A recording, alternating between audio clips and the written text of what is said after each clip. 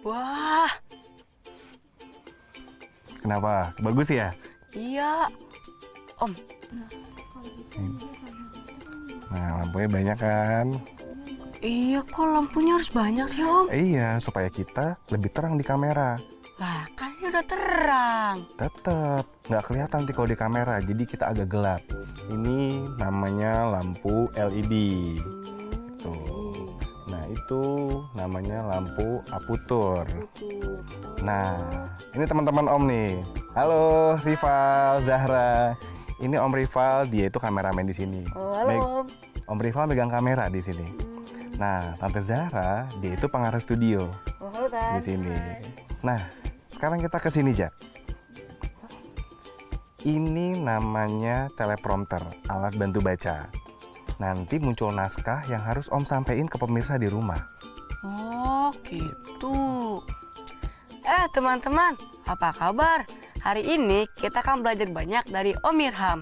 Di antaranya, kita akan belajar tentang mengenali jenis bencana akibat manusia dan cara menghindarinya. Lalu, berarti menulis kalimat dan teks imbauan untuk mencegah terjadinya bencana tersebut. Dan belajar membuat kalimat majemuk setara sebab akibat. Pasti seru ya. Masih ada lagi, Om. Nanti kita juga akan belajar untuk menentukan bilangan dan letak bilangan pada tabel 7 kolom berdasarkan pola keteraturan.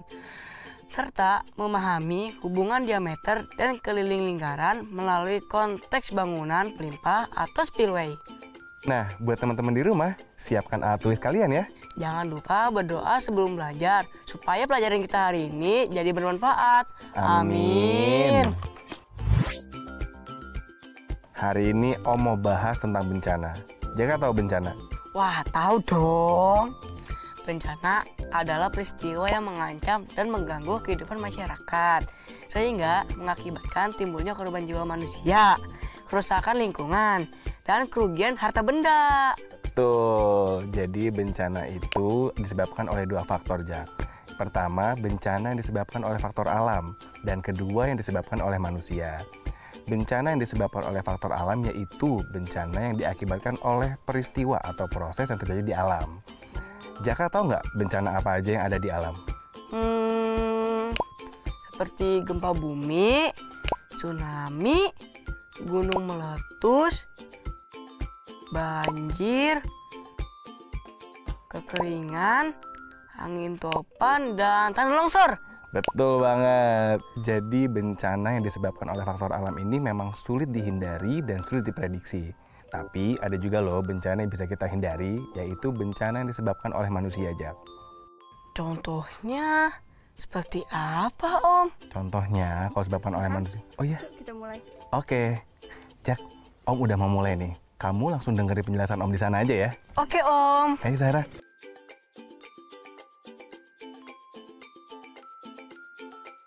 Kamera standby. Calm down. 5, 4. Halo teman-teman di rumah, sudah siap belajar hari ini? Hari ini kita akan belajar tentang bencana. Tapi kamu tahu nggak, kalau banyak bencana alam yang terjadi bisa disebabkan oleh perbuatan manusia yang salah mengelola alam. Bencana yang timbul akibat kelalaian manusia itu banyak macam dan penyebabnya. Yuk kita bahas satu persatu. Bencana pertama yang ditimbulkan oleh manusia adalah banjir dan longsor yang terjadi pada musim penghujan. Hal ini terjadi akibat manusia menebang pohon di hutan secara berlebihan, sehingga semakin sedikit tempat untuk menampung air. Jika terjadi banjir, tentu saja akan merusak lingkungan sekitar, bahkan bisa berbahaya bagi keselamatan manusia, hewan, dan tumbuhan. Yang berikutnya adalah kekeringan. Kekeringan juga muncul akibat penebangan hutan yang berlebihan, yang menyebabkan tidak ada lagi serapan yang cukup untuk air. Akibatnya, jika masuk musim kemarau, akan sulit mencari sumber air untuk kebutuhan kehidupan. Berbeda dengan banjir di daerah, banjir di kota umumnya terjadi karena kesadaran masyarakat terhadap pengolahan sampah masih rendah. Banjir yang terjadi bisa mengakibatkan fasilitas rusak, menimbulkan kerugian harta benda, serta menghambat aktivitas penduduk. Yang berikutnya, kebakaran hutan. Memang penyebab kebakaran ini ada dua teman-teman, yaitu alam dan manusia. Penyebab alam contohnya bisa disebabkan oleh cuaca panas dan kering, petir, dan terkena aliran lahar gunung berapi. Sedangkan kebakaran hutan akibat ulah manusia terjadi karena pembukaan lahan hutan dengan cara yang tidak bertanggung jawab, seperti dibakar. Akibatnya, kebakaran bisa jadi tak terkendali. Bukan manusia saja yang dirugikan, tapi kehidupan satwa dan tumbuhan juga akan terganggu yang mengakibatkan keseimbangan alam rusak. Topan, badai, peningkatan suhu bumi dan perubahan iklim juga semakin sering terjadi. Peningkatan terjadinya topan ataupun badai disebabkan adanya peningkatan suhu bumi dan perubahan iklim dan juga bisa disebabkan oleh ulah manusia loh teman-teman. Ada yang tahu nggak penyebabnya? Bencana-bencana tersebut disebabkan oleh kerusakan lapisan atmosfer bumi akibat gas buangan dari kendaraan bermotor dan aktivitas industri. Aktivitas industri yang berlebihan juga akan menyebabkan bencana seperti asap dan kabut atau disingkat asbut. Jika hal ini terjadi, kualitas udara akan menurun dan ribuan penduduk menderita kesulitan bernafas bahkan meninggal dunia. Wah, bahaya sekali ya. Dan yang terakhir, yang juga nggak kalah berbahaya adalah bencana tumpahan minyak di laut dan pencemaran sungai oleh zat kimia berbahaya. Bencana ini seringkali terjadi karena ketidakcermatan manusia saat mengelola aktivitas penambangan dan industri tekstil, yaitu bahan pakaian. Jika hal ini terjadi, sudah pasti akan mengganggu dan merusak ekosistem laut dan juga sungai tersebut. Ternyata banyak sekali ya bencana yang disebabkan oleh kita. Lalu, bagaimana cara kita mencegahnya? Yang pertama, tentu saja dengan memanfaatkan kekayaan bumi secukupnya. Cara kedua adalah dengan mengelola kekayaan bumi dengan cara yang bertanggung jawab. Nah, yang ketiga ini adalah hal yang bisa kita lakukan setiap hari, yaitu membuang sampah pada tempatnya dan mengolah sampah dengan baik. Serta yang terakhir, sayangi lingkungan sekitarmu, apakah itu hewan dan tumbuhan. Malah kalau kamu mau, kamu bisa loh mulai belajar untuk menanam pohon dan tanaman di lingkungan sekitar tempat tinggalmu. Ayo peduli dengan lingkunganmu dari sekarang dan kita bisa mencegah bencana bersama-sama. Cut. Oke, kita siapin segmen selanjutnya dulu ya. Oke, Mbak. Thank you. Hitan, Thank you, Zahra. Om Irham tadi keren banget. Baru kali ini soalnya Jaka lihat Om Irham bawa acara langsung. Tapi Jaka jadi kepikiran deh Om tentang penjelasan tadi. Kalau kita mencegah sendiri bisa aja sih. Tapi kan dampaknya nggak terlalu besar. Benar, kalau mau mencegah memang seharusnya bersama-sama. Misalnya, kamu ajak teman satu sekolah kamu atau satu RT kompak melakukan sesuatu untuk menghindari bencana tersebut. Caranya gimana Om? Biar bisa begitu. Salah satunya dengan cara mengimbau orang di sekitarmu, Jam. Kamu sudah belajar teks imbauan belum? Udah Om. Teman-teman di rumah juga masih ingat kan? Teks imbauan itu terdiri dari kumpulan kalimat ajakan yang bertujuan untuk meyakinkan, membujuk, atau mengajak seseorang agar mengikuti atau melakukan sesuatu seperti yang diinginkan penulis atau pembicara. Benar. Nah, sekarang kita coba berlatih ya membuat imbauan kepada orang lain untuk mencegah bencana akibat ulah manusia. Pertama yang kita harus tahu apa aja? Jadi kita harus tahu topiknya dulu kan Om? Topik imbauan kita hari ini adalah mencegah bencana akibat kelalaian manusia. Selanjutnya, kita tentukan perilaku apa yang harus dilakukan atau dihindari.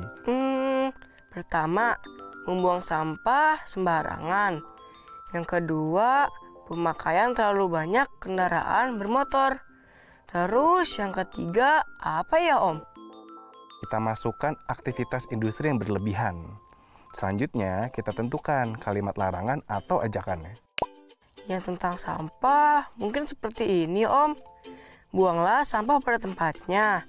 Yang berikutnya, ayo kurangi penggunaan kendaraan bermotor.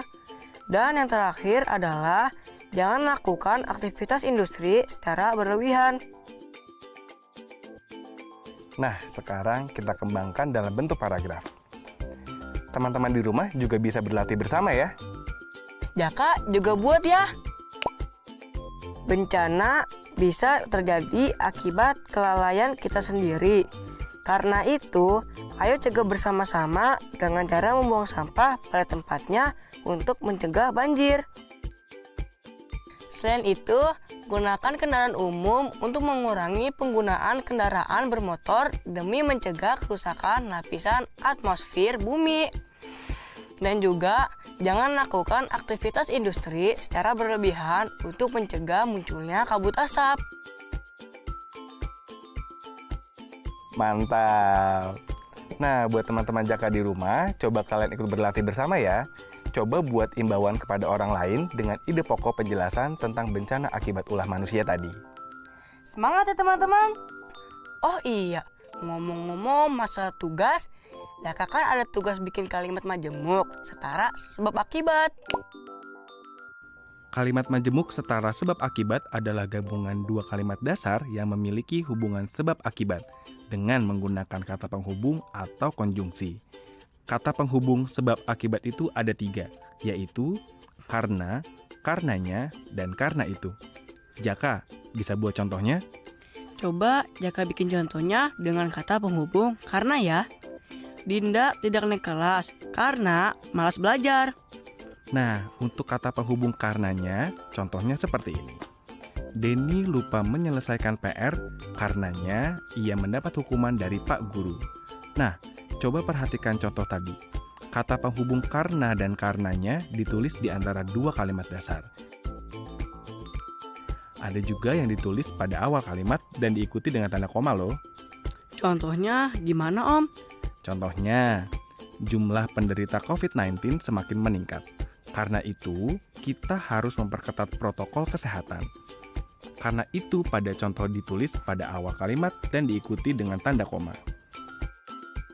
Om coba kasih satu contoh lagi. Jaka lengkapi dengan kata penghubung karena, karenanya, atau karena itu. Oke Om. Teman-teman, kita coba bersama ya. Hujan lebat mengguyur desaku sejak tadi malam, titik. Kata penghubung apa yang tepat digunakan? Karenanya, kalimatnya jadi seperti ini. Hujan lebat mengguyur desaku sejak tadi malam. Karenanya, air sungai meluap dan menyebabkan banjir. Hebat!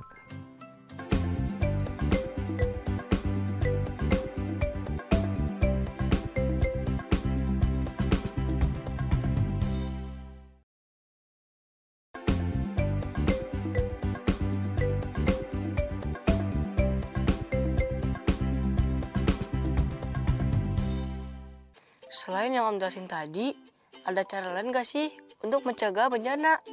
Ada, sebenarnya pemerintah itu sudah melakukan mitigasi bencana. Jadi, mitigasi bencana itu adalah upaya yang dilakukan untuk mengurangi risiko bencana, baik secara fisik maupun penyadaran dan peningkatan kemampuan dalam menghadapi ancaman bencana. Contohnya, mitigasi bencana banjir. Upaya non-strukturalnya adalah membuat berbagai peraturan atau regulasi. Nah, sedangkan upaya strukturalnya di sektor hulu, kita membangun tanggul di sepanjang sungai, membangun biopori, dan juga membangun waduk. Salah satu waduk yang terkenal adalah Waduk Jatiluhur, Jak. Itu ada di Purwakarta, Jawa Barat.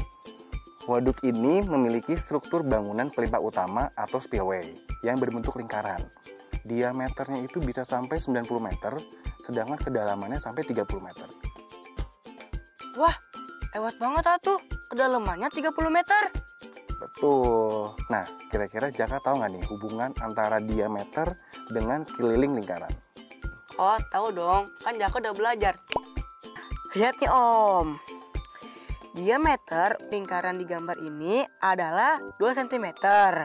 Sedangkan titik ini berhenti di angka 6 cm lebih sedikit. Jadi, misalnya diameter di lingkaran di gambar ini adalah 1 cm, maka keliling lingkaran adalah 3 cm lebih sedikit. Betul. Keliling lingkaran dapat didefinisikan sebagai jarak linier di sekitar tepi lingkaran. Keliling lingkaran sebanding dengan diameter dan jari-jarinya dan berkaitan dengan konstanta matematika yang terkenal pi.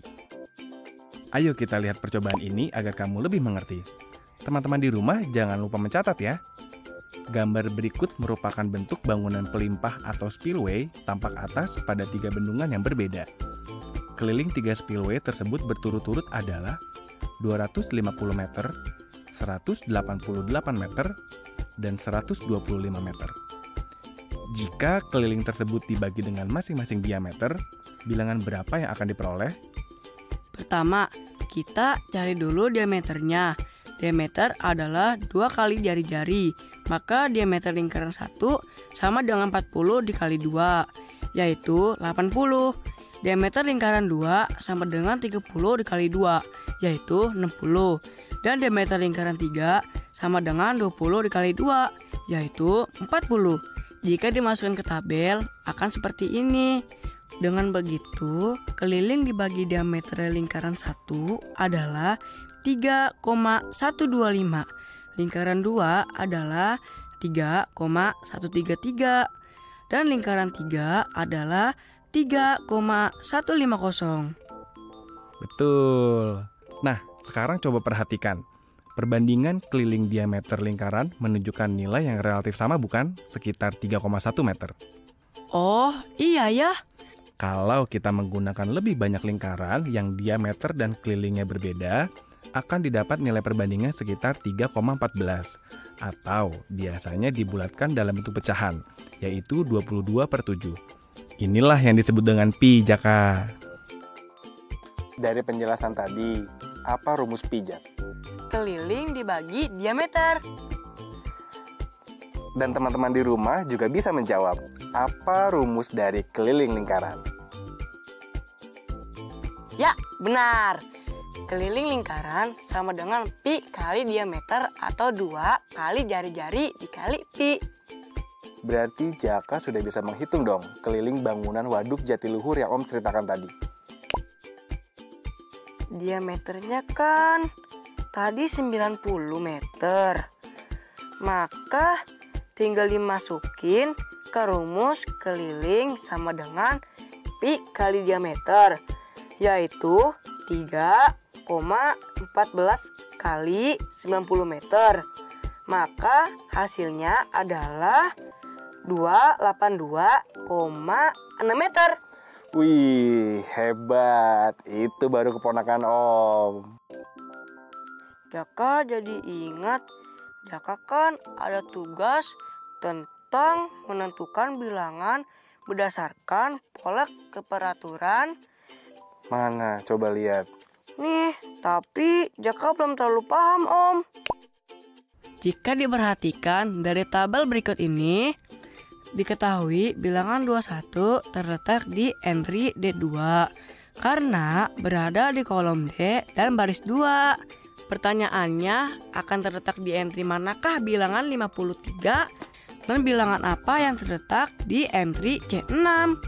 Nah, kalau sudah begitu, yang harus kamu lakukan pertama-tama adalah perhatikan pola keteraturan bilangan di dalam tabel. Coba kamu lihat, pasti ada kesamaan polanya.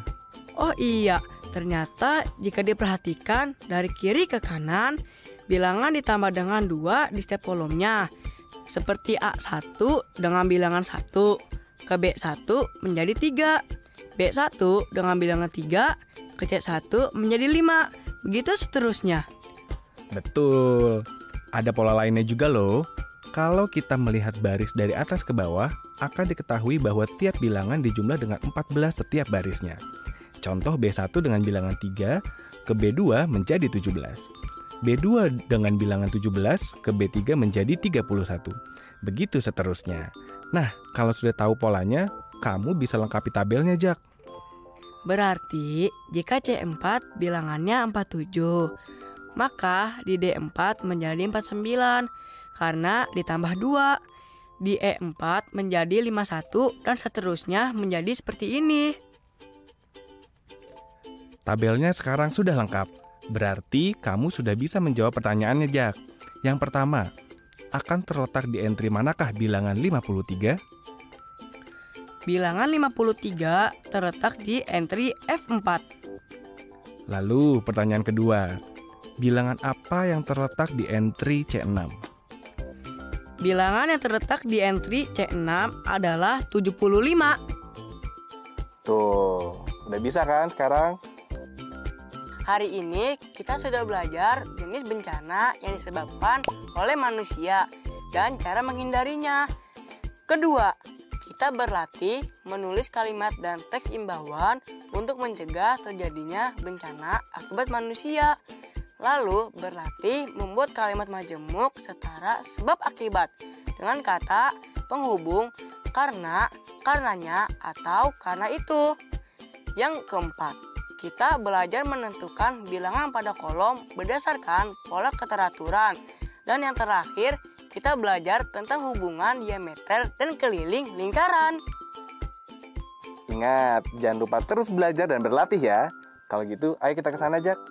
Aku dan Om Irham pamit dulu ya teman-teman. Sampai jumpa lagi. Dah.